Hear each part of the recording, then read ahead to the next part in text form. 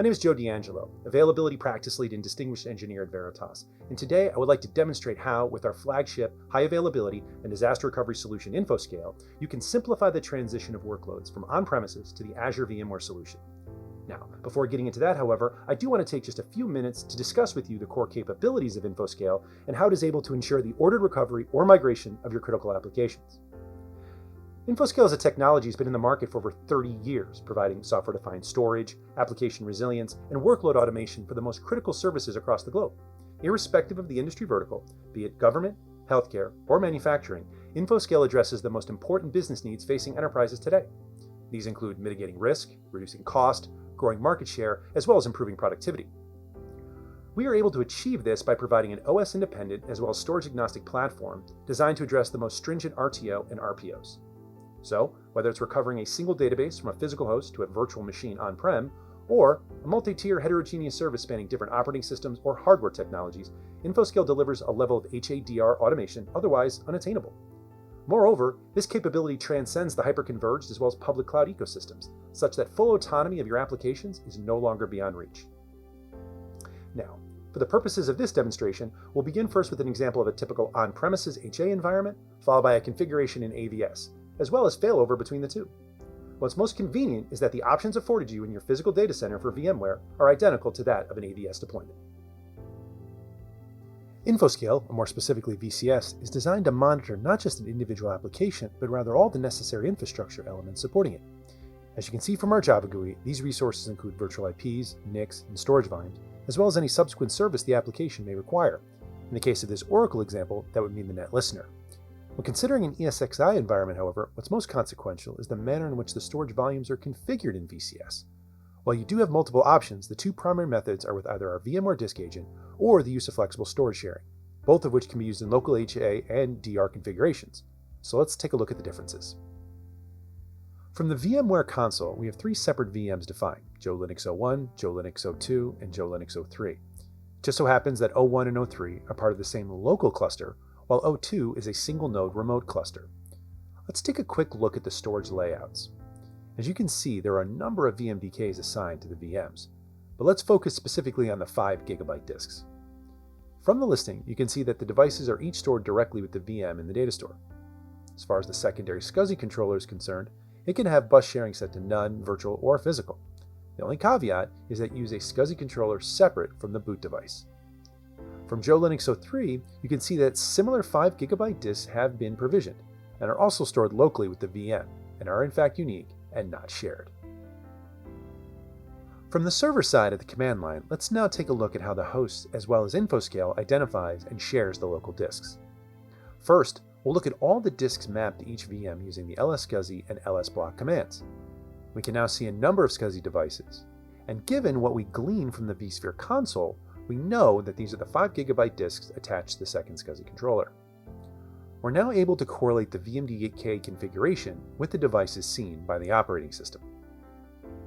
Now, once InfoScale has initialized these disks, that is formatted such that a Veritas file system or VXFS can be created, the devices themselves can then be exported to all other participating cluster nodes.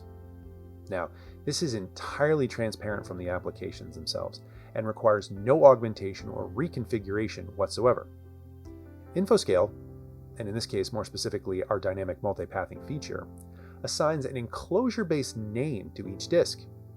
Now, when using FSS, this results in an easily identifiable hostname prefix corresponding to the source node of the device, which can then be associated directly with the native OS name.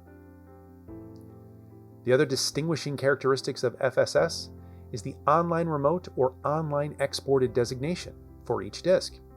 As you can see, Joe Linux 01 devices are online exported shared, while the Joe Linux 03 disks show as remote. You can also see that we have an even number of devices exported as we do remotely visible on Joe Linux 01, 12 each. A typical Oracle setup, however, will use multiple disk groups, so you can easily filter on the DG name to show which devices belong to which. Each volume that you create will then be comprised of 2 mirrors, one from each disk. This provides the necessary redundancy should a cluster node ever go offline.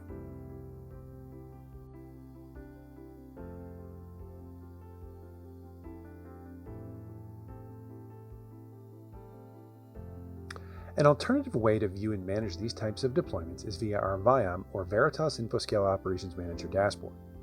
Included with VIAM are a multitude of configuration tools, both for storage as well as availability procedures.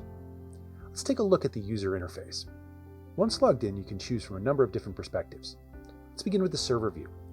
Once selected, you can pick from any one of the registered hosts. As we expand the primary cluster organization, we will select Joe Linux 01 and view the disk configuration. As you can see, the disks both local and remote are displayed along with their size, media type, and disk group name. Further to the right, the FSS status, which is listed as one of the extended attributes, is also visible. You can also view both the local as well as remote resources associated with a host the same as you could directly on the node of the cluster. As was the case with the CLI, you can filter the results based on the disk group name, which in this case is either Aura Data DG or Aura FRA DG. The same disk perspective is rendered, now simply being filtered on a specific disk group. Looking further into the storage configuration, we can expand volumes and see what resources have been allocated, that is, what file systems have been created. The disk view looks very similar as one would expect.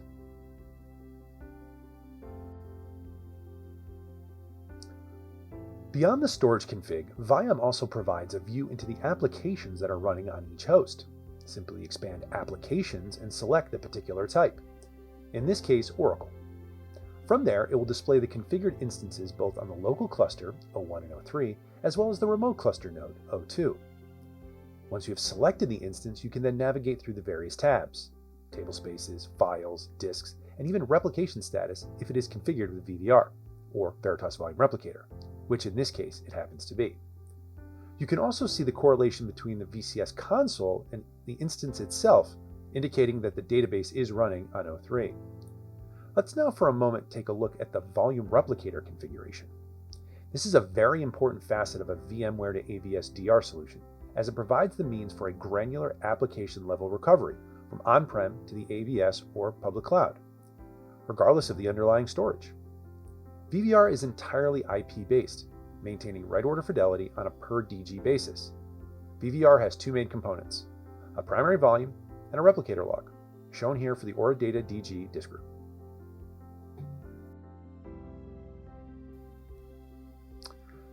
As was stated earlier, the two primary storage configuration options with VMware and AVS are flexible storage sharing and our VMware Disk Agent. Let's take a look now at an AVS setup that is configured to use our VMware Disk Agent. First, we'll need to log into the AVS vCenter dashboard. From here, we can see we have two virtual machines active, InfoScale VM4 and InfoScale VM5.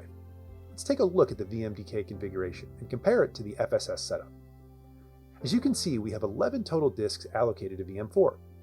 By comparison, when we look at the VMDKs assigned to VM5, we see only the 100 GB boot disk visible.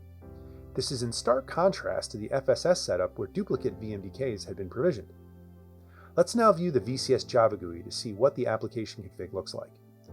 The service group is configured once again to support an Oracle database, but this time the resources configured include 10 instances of our VMware Disk Agent. What this resource does is perform a detach and attach of the VMDKs from the virtual machines by way of the hotplug API. This allows for the movement of devices to support failover on any Linux or Windows-based application without requiring any specialized storage setup, be it SCSI 3 or otherwise. Let's now initiate a failover of the application. While that is progressing, let's take a look at the disk configuration on the VMs, remembering that all the devices were last attached to VM4. We now see the disks being attached to VM5 and coming online in VCS. Also, you'll notice that all the disks have now been detached from VM4. Here you will notice that the disks have been fully registered to VM5. Meanwhile, the VCS Java GUI will soon reflect these updates and bring the remaining Oracle database resources online. Rounding out our demonstration for today will be the use case of DR between an on-prem VMware private cloud and an AVS public cloud deployment. Expanding on much of what we have discussed so far, this configuration involves two independent clusters fully configured with the VMware Disk Agent, as well as our volume replicator and global cluster option. Now, I would be remiss, however, if I did not acknowledge that in order for this configuration to behave correctly, you must deploy the appropriate network topology or express route circuit connectivity. That aspect of this configuration, however, is not part of today's demonstration. With our VCS Java GUI open for both clusters, we now see a slight variation on the FSS and VMware Disk Agent topology. from earlier. When incorporating global clustering in VVR, service group configuration changes are required. This is mainly in support of the resource types used for VVR. Moreover, the application service group is now designated as a global service group, as indicated by the halo. With the application fully online in the AVS public cloud and VVR fully active between the two locations, you can simply select a remote switch when initiating a failover. VCS will handle coordinating all the recovery procedures for VVR, as well as the applications and local disk resources. Now, it's very important to know that the FSS and VMware disk agent options can be intermixed in this scenario. Truth be told, you could even fail over from a physical host into AVS, and vice versa.